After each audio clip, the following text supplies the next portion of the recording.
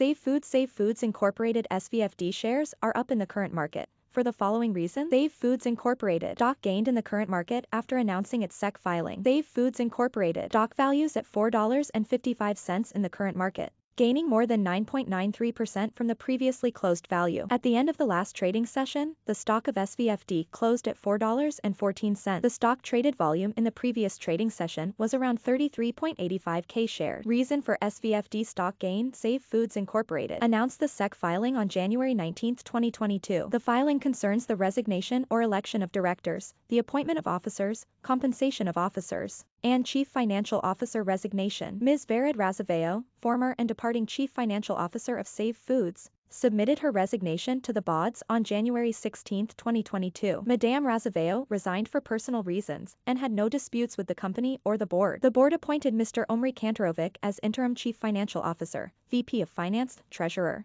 and Secretary on January 18, 2022. Considering Mr. Kanterovich's new duties, the board increased his monthly base compensation from $18,000 to $25,000. Mr. Kanterovich's pay remained unchanged. The company appointed Mr. Kanterovich as interim Chief Financial Officer for no other reason. The interim CFO has no relation with the Save Foods directors, executive officers, or Mr. Kanterovich. There is no history of the transaction between the new CFO and the company. The effect on the stock gain: the company's stock gained massively following the news of its managerial changes. The investors expect the company to find its permanent CFO soon and contribute to its growth. Conclusion: the interim CFO will steer the company's direction at the company's current growth rate. They will provide their services until the company announces its permanent CFO. The company expects the interim CFO to achieve the required tenure goals until the new CFO is announced. The interim CFO is experienced and has years of industry experience.